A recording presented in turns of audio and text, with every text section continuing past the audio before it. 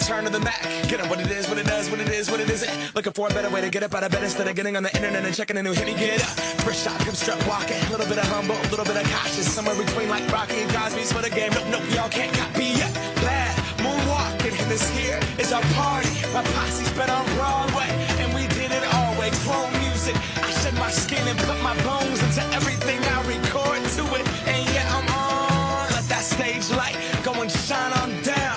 Got that Bob Barker suit game and Plinko in my style. Money, stay on my craft and stick around for those pounds. But I do that to pass the torch and put on for my town. Trust me, on my INDEPENDENT, this hustling. Chasing dreams since I was 14 with the 4-track bustin'. Halfway across that city with the back crush shit. Labels out here, now they can't tell me nothing. We give that to the people, spread it across the country. Labels out here, now they can't tell me nothing.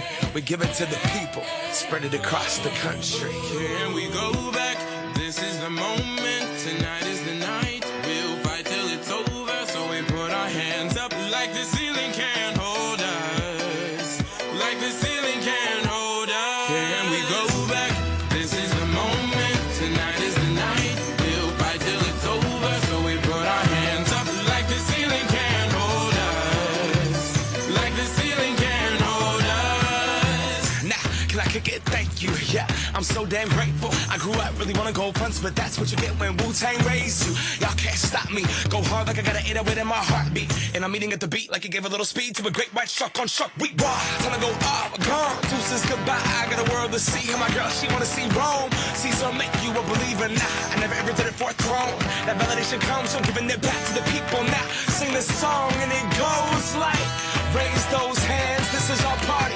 We came here to live life like nobody was watching. I got my city right behind me. If I fall, they got me. Learn from that failure, gain humility, and then we keep marching. And we go back, this is the moment, tonight is the night. We'll fight till it's over, so we put our hands up like the ceiling can't hold us.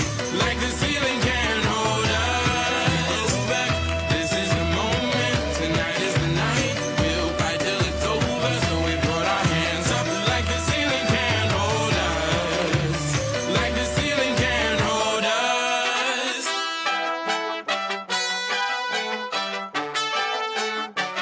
So we put our hands up.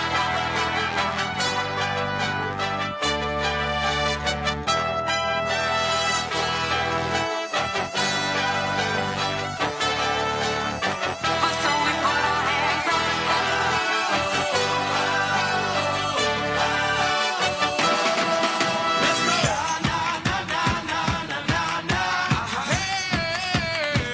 And all my people say, that's right. And all my people say,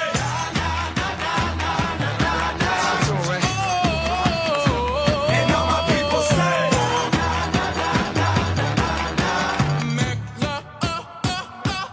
Here we go back, this is the moment, tonight is the night. We'll fight till it's over, so we put our hands up like the ceiling can't hold us. Like the ceiling can't hold us. Go back, this is the moment, tonight is the night. We'll fight till it's over, so we put our hands up like the ceiling can't hold us. Like the ceiling can't hold us.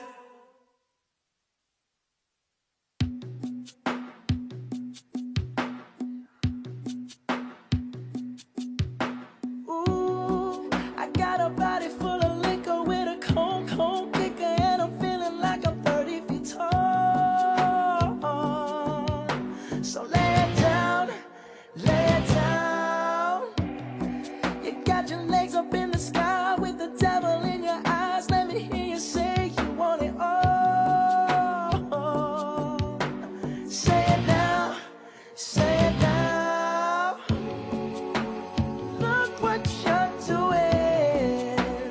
Look what you've done. But in this jungle you can run. 'Cause what I got for you, I promise it's a killer. You'll be banging on my chest, bang, bang, gorilla.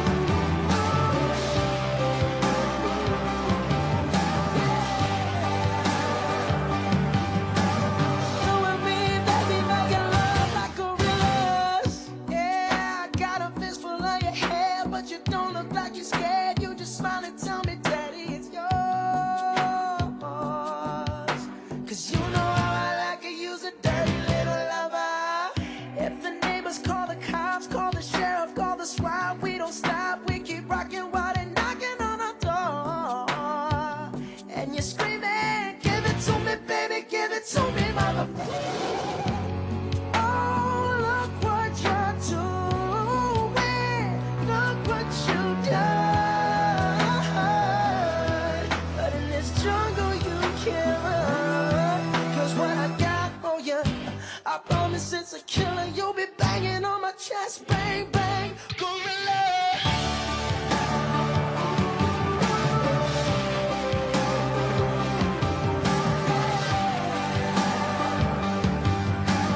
You and me, baby, making love like gorillas.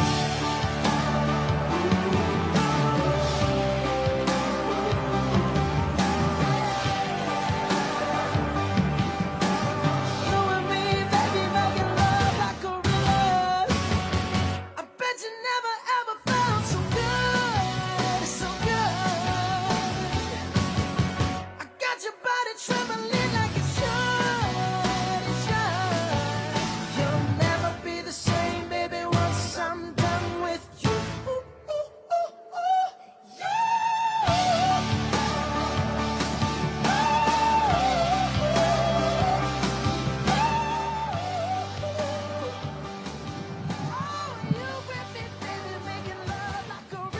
Good afternoon, everyone.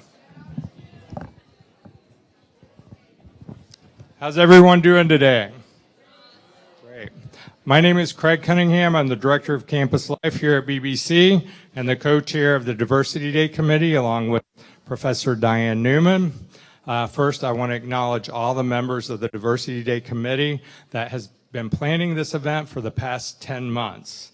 So the committee includes, besides Diana and myself, Lynn Farber, Ivy Siegel, Stephen James, Valerie Morgan, Sabrina O'Keefe, Meredith Morgan, Jeff McNamee, Heidi Louisi, and Andre Spermio. Can you please stand, committee,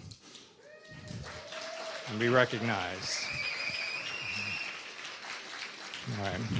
I also want to thank the Office of Campus Life for all of their assistance with today's event, as well as SGA, who funded this event. So let's give them a round of applause. So this is the 12th annual Diversity Day at the Biscayne Bay campus, and every year we bring different speakers to expose our students to different topics of diversity, and hopefully through today's experience you all have learned a lot, and we're looking forward to a wonderful afternoon with the Asia Project and Doc Henley at 2 o'clock. So first, before we begin, I want to ask that everyone please turn off their cell phones and all electronic devices, because we do want quiet during Asia's performance. One special thing that we're doing today is we're actually live streaming the Asia Project on the web right now.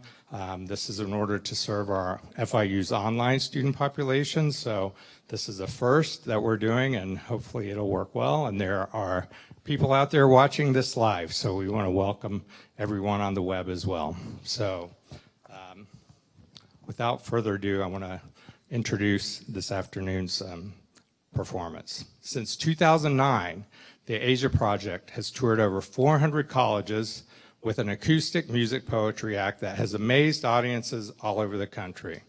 On the microphone is Asia Sampson, writer, poet, and part-time ninja.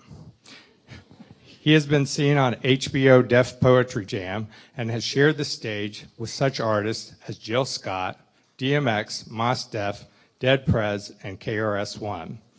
Accompanying him on the guitar is his brother-in-law, Jolin, who uses music to create an atmosphere that brings poetry to emotional levels you would never expect.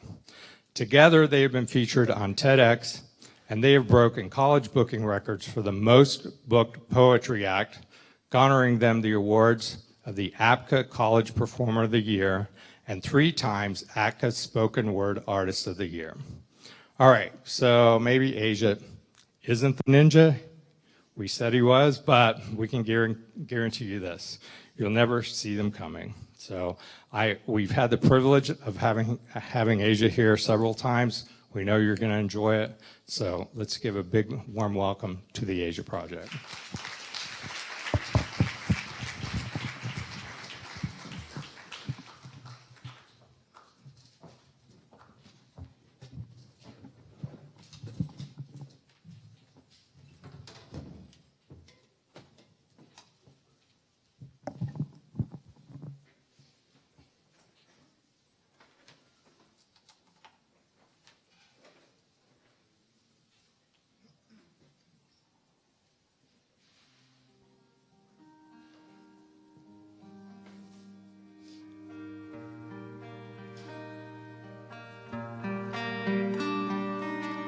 We throw beach towels into the breeze, ease our backs into the sand, close our eyes, and ask the sun to stay out just a little bit longer. And we don't run when the heat gets stronger, we just lather our skin with sunscreen, close our eyes again, and drift off into a silent sleep, knowing we're protected from whatever else the day might bring. This protection is beautiful. She asks me if she's beautiful every Friday night. Standing at the foot of the stairs, she asks me if she looks alright, and if only she could see what I see through my eyes. How the flowers turn their face to her stride, how the rainbow of her smile's enough to overcast the skies. I tell her she's beautiful, and I mean it, cause she's been flipping through magazines again, so it's gonna be hard for her to see it, but I see it, I know it. The same way I know the metal still shines behind the rust, I know her beauty lingers, like the band of skin still holding her natural skin tone behind the diamond ring on her finger. I know her beauty lingers behind stilettos and name brand clothes, salon haircuts and makeup. I ask her, do you know why they call it makeup? Because too much of it makes you make up lies about who you really are, and you already shine brighter than any star. You can see it if the city would only turn its lights off for once, but it seems the world has forgotten where the shine should really come from. We're thinking outside in instead of inside out, baby. That was some of that lipstick off your mouth that makes my cheeks feel greasy.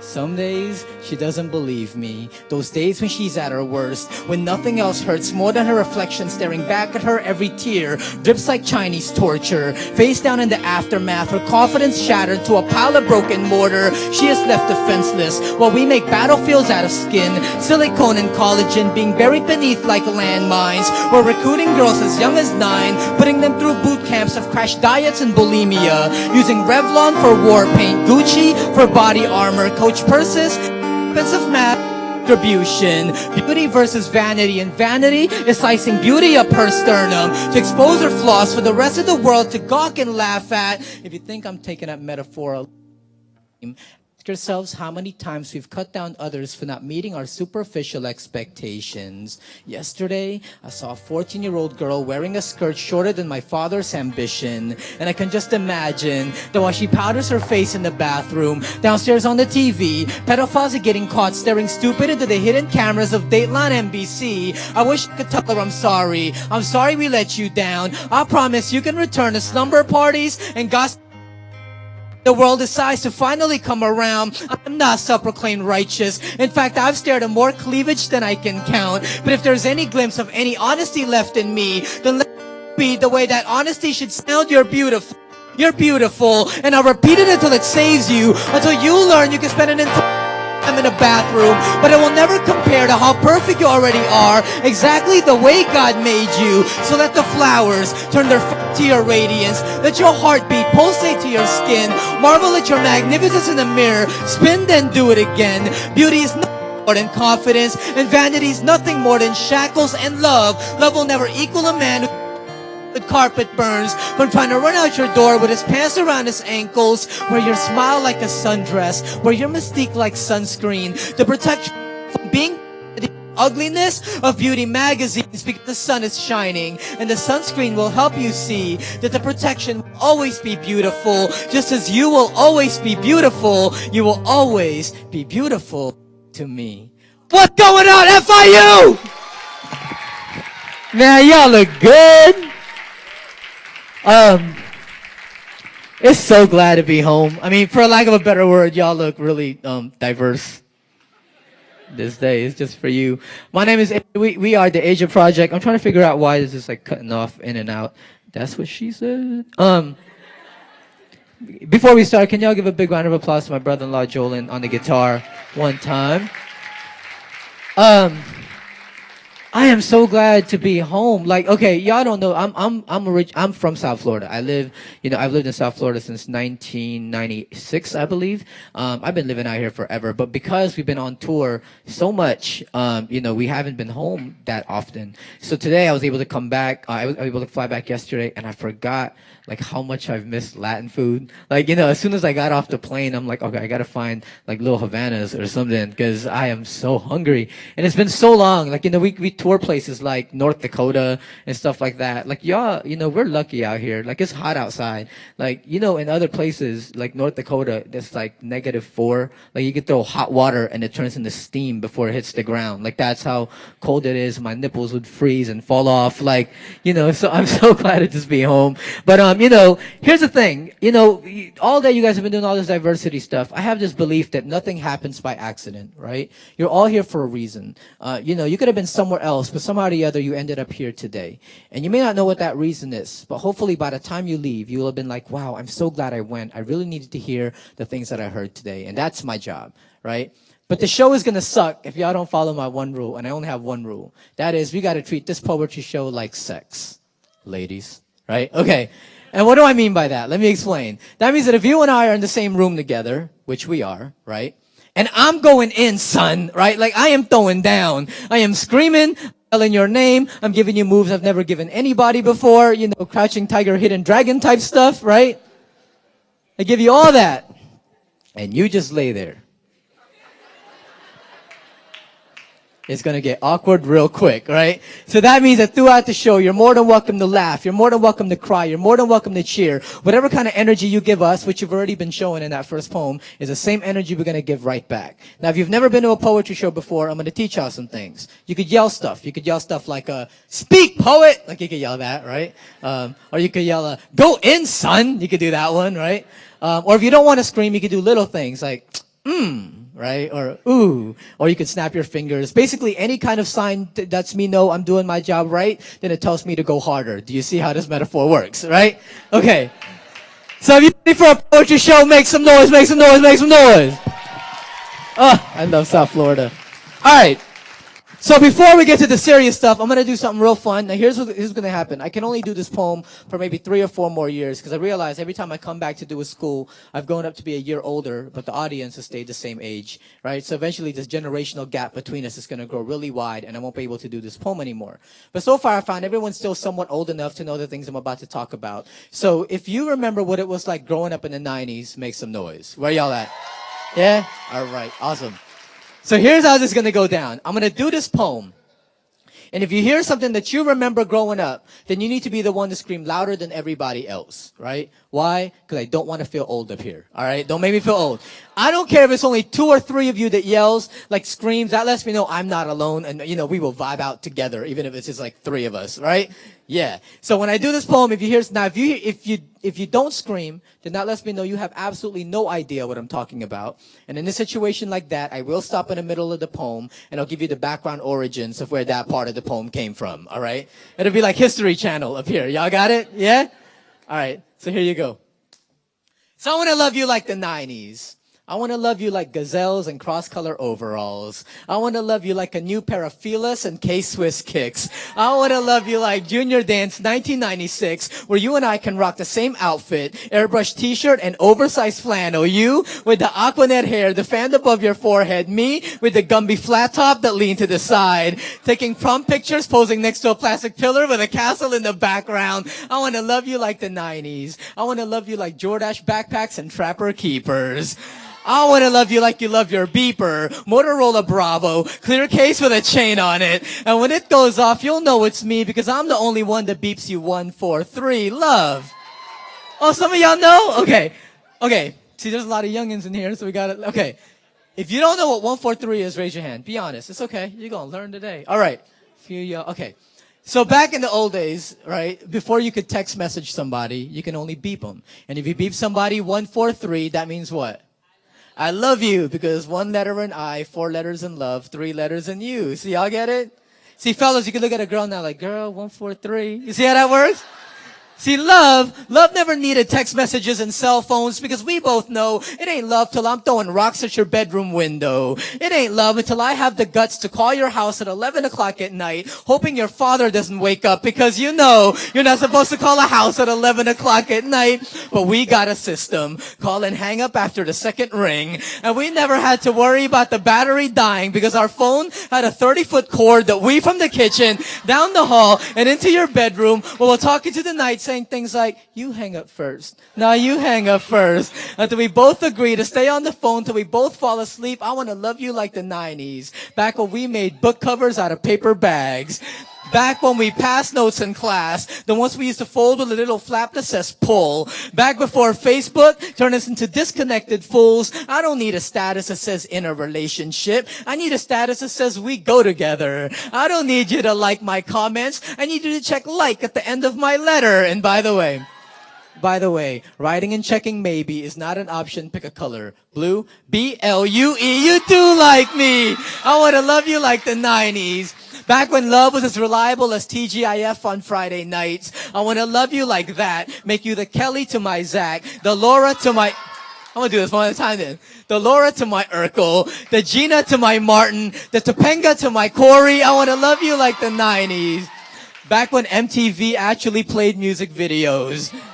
And when my favorite one played, which at the time was Boyz II Men on Bended Knee, I would run from across the room with a tape recorder and press it up against the television speakers.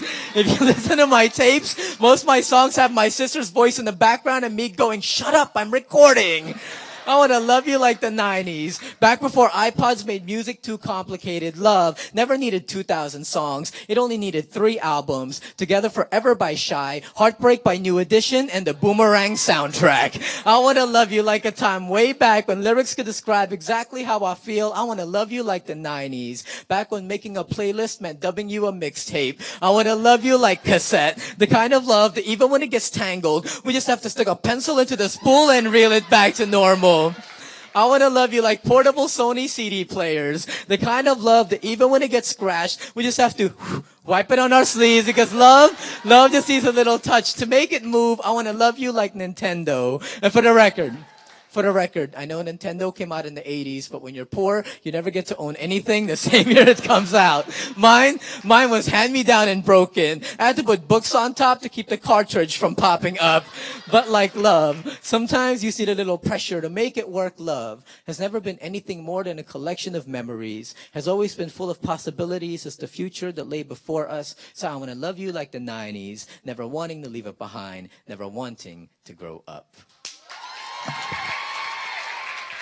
Like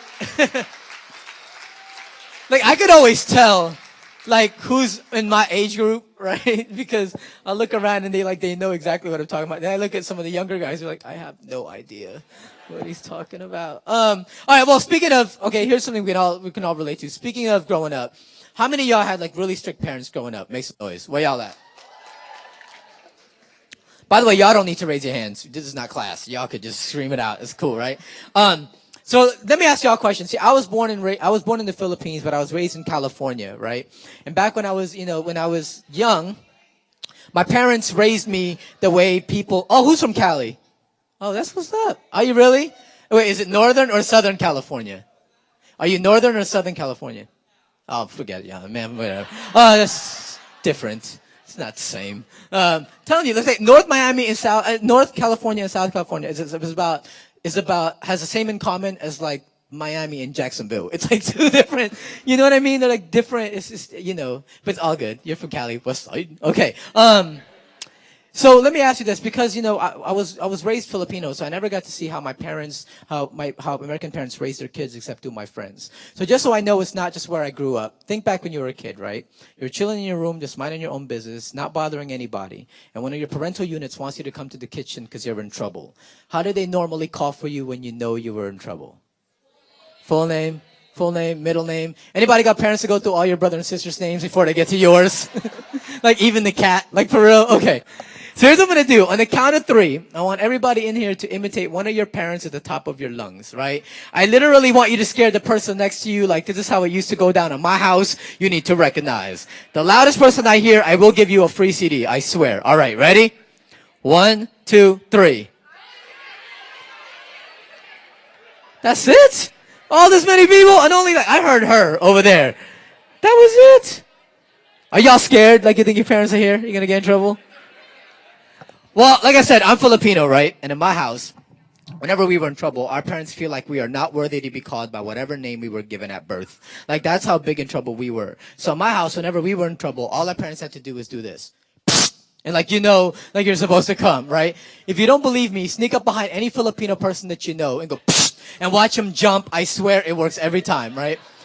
Now, my mom was real funny like that because she'll be sitting at the kitchen washing dishes, and me and my sister will be in the other room playing, and as soon as she hears my sister start to cry, she'll know that I had something to do with it, right? And without missing a beat, my mom will reach down, grab a slipper, and throw it. And somehow or the other, it will always hit me upside my head, right? Like, one time I saw her throw the slipper, I got up, ran around the corner, the slipper followed me around the corner. I'm like, how the hell are you doing this right now, right? So one time, me and a friend of mine, we were outside playing, and his mom comes outside and was like, Samuel Duval, get in the house, it's time to eat. And he looks over at her, was like, Ma, give me 5 more minutes. And she looked at her watch and was like, okay, Samuel, 5 more minutes, but then you're going to have to come inside the house. And walked back inside. And I'm like, well, goddamn, I could do that, right? So my mom comes out, and she's like, psst, get in here, it's time to eat. I'm like, Ma, give me 5 minutes. Like, I don't even know where that skillet came from, right? All I know is my mom is chasing me around the house with this frying pan, right? So I run into the bathroom and I waited till the shadow beneath the door disappeared. Then I snuck back out the window to play with my friends. Now I know what you're thinking, like, why would you do that? That's suicide, right? But you remember what it was like growing up? You had that mentality like, I'm already in trouble. I might as well live it up until I get in trouble, right? So I know that my mom knows I went outside to play with my friends, but I also know my mom's not going to do anything about it because my mom's mentality was, all right, you disobeyed me once, you disobeyed me twice. I'm just going to wait till your father gets home. Exactly. Like, do you ever remember playing outside, looking down the street, waiting for that car to come turn the corner? And as soon as you see that car, you're like, oh, damn, here it comes, right? So my father's car pulls up into the driveway. I'm looking at myself like, look, man, either you're going to run or you're going to face your fears. What are you going to do? Man up, right? So I go up to my dad, and I'm like, listen, Dad, before you go inside the house, I just want to let you know that I love you, right? And because of you, I'm going to get to grow up to be the kind of man that you've always wanted me to be. Now, don't forget that the strongest bond has always been between father and son, okay? Look, God has Jesus, I have you. And I want you to remember that because there are going to be people in this world that's going to try to break that bond with lies and deceit and a bunch of nonsense that's not even true. I love you. And my father's looking at me like, what the hell is wrong with you, right? So he goes inside the house. Sure enough, 5 minutes later, he's back outside like, psst, get in here. And I'm like, oh man, I knew it. I was in trouble. So I looked at my friends. I wished them my final farewell. I left them whatever earthly possessions I had left. I think it was a football or something like that. And then I go inside the house. My father's yelling at me like, don't you ever disobey your mother. And my father will spank me. But when he spanks me, he'll say stuff like, I'm doing this because I love you, right? But I was a smart ass kid. So I looked at my dad. I'm like, well, then I can't wait to grow up and love you back. Oh, snap. His hand reached up so high, smacked me across my face. You ever get hit so hard no sound comes out? Like, you're just frozen. Suddenly tears starts falling down my face, and my father's looking at me like, you know what? I don't want to look at you right now. Go back outside and I'll call for you when I'm ready for you. Do you ever remember going back outside to play with your friends, trying to pretend you haven't been crying? Like, you stand at the door, you're like, all right, man up, we're good, right? You go outside, your friends come rolling up to you like, yo, man, you all right? You're like, yeah, man, I'm cool. You know when your tears used to come back like 5 minutes later? So every time I looked at my dad, I looked at him like he was perfect. Like, here was a guy, who'll feed me when I need to be fed, will love me whenever I need to be loved, and will discipline me whenever I need to be disciplined. So to me, my dad could do no wrong. When I turned 16, him and my mom were going through a divorce, and I remember being at church, and my father was praying next to me, and when I looked over, I found that he was crying. And it was the first time I'd ever seen my father break down. Like, I don't know about you, but you get to that age when you start to realize that your parents are no longer just parents, right? They've become actual human beings with their own faults and their own problems. And all these years, they were doing everything they can to hide it from you, when in reality, they had their own problems they had to face. So I wrote this for my dad just to let him know I've grown up now and how much I love him for it. My father, before I do this poem, he's a funny dude. He's such an old school Filipino guy that he will not buy something until what he currently has is completely useless, right? So for 5 years, my father had that same Nokia cell phone. Like, do you remember the Nokia cell phone where you could switch out the different colored face plates? Do you remember that? My father had that, and I looked at him, I'm like, Dad, you can't even text message with this. And my dad, being old school, is like, why do I need to text message you? I can just call you on the phone. Like, that's his mentality, right? So on his birthday, I bought him an iPhone. And when I got home, I texted him. I'm like, Dad, how do you like your new phone? And I don't hear from him for like 24 hours, right? 24 hours finally rolls around. I get a text message back, and he's like, I like it very much. Thank you. And then my phone rings like immediately after, and it's my dad. So I pick it up, and I'm like, hello. And he's going, oh, I'm just calling to make sure the text message went through. I'm like, what the hell are you doing? Like, you defeat the purpose of why we're text messaging each other right now. So the other day I call him, and he picks up the phone. He's like, hey. I'm like, hey. He goes, you ever notice how life is a lot like toilet paper? I'm like, what the hell are you talking about, Dad? And he's like, you know, how it always seems to unravel faster the closer you come to the end of the roll? Smoking cigarettes with my father, this is what he passes down as profound insight the day he turned 58 years old. My father has never been clever with metaphors. He attends a prayer group on Saturdays, goes to church on Sundays, and once a month volunteers to serve communion to the elderly at the local retirement home. If the entrance to heaven was measured by the path we take to reach the pearly gates, God would blow breath on my father's feet to lift him to the sky, while I would have a lot of explaining to do.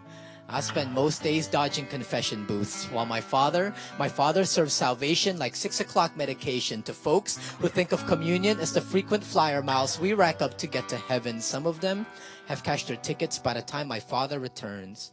But he returns. If not for them, then for the old man in room 14. For him, my father remains persistent, peers into his room and offers communion as if this time would be different, only to be met each month by a face as distant as the relatives who no longer visits. But for the first time last week, the old man said yes, took the leavened bread from my father's fingers, placed it on his lips where it lingered until that evening. He went to sleep and never woke again. Left this world with nothing more but a bedpan that needs cleaning, a 3-piece suit to be buried in, and the one question my father started asking since. What is it about death that makes a man finally come to terms with God? I am the wrong guy to be asking. There's a part of me that believes death doesn't give you too many chances to escape the light. Might as well smoke your lungs into midnight. Drink like the liver deserved to be punished.